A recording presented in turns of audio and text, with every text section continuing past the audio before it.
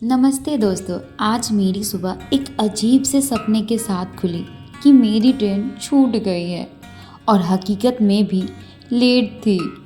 भागते दौड़ते किसी तरह स्टेशन पहुंची और चलती ट्रेन पकड़ी, पर घबराहट तब हुई जब पता चला कि मैं गलत डिब्बे में हूँ, बिना टिकट और अनजान चेहरे। सिलीगुड़ी स्टेशन आते ही मैंने राहत की सांस ली और एक भाई की मदद से टिकट लेकर अपनी सही बोगी पकड़ी। वहाँ मेरी मुलाकात एक नन्ही परी से हुई, जिसकी शरारतों ने मेरा सफ़र आसान बना दिया।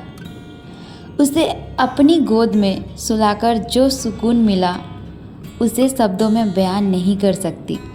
स्टेशन पहुँचते ही मेरा भाई मुझे लेने आया और फिर मैं पहुँची मामा के घर, जहाँ जानवरों के प्रति ममता का एक खूबसूरत नज़ारा भी देखने को मिला।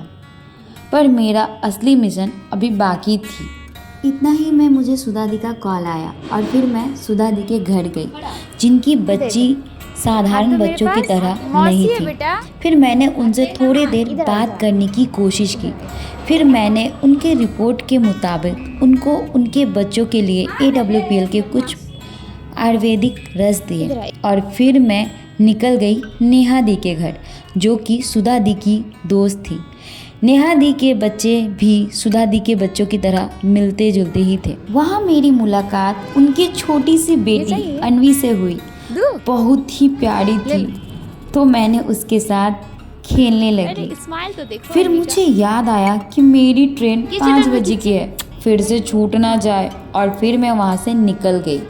फिर अपने मामा के घर जाकर मैंने लंच किया और तैयार होकर अपने मामा और मामा की बेटी मैनी के साथ स्टेशन की ओर चल दी। स्टेशन पहुंचकर जब हम ट्रेन का आने का इंतज़ार कर रहे थे,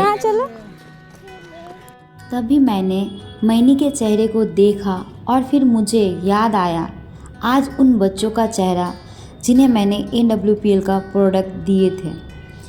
मेरा काम सिर्फ बिज़नेस करना नहीं, बल्कि इन मासूमों की ज़िंदगी में रंग भरना भी है।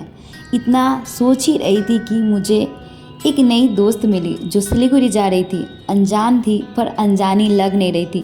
हम बात करते करते कब हमारा स्टेशन आ गया हमें पता ही नहीं चला। बहुत है, पर सुकून इस बात की है कि आज मैंने किसी के लिए कुछ अच्छा किया। अगर आप भी इस मिशन का हिस्सा बनना चाहते हैं तो मुझे ज़रूर बताएं। फिर मिलते हैं ऐसे ही नए सफ़र, नए लोगों के साथ, जिन्हें AWPL खुशियाँ दे रही है। तब तक के लिए स्वस्थ रहिए, मस्त रहिए।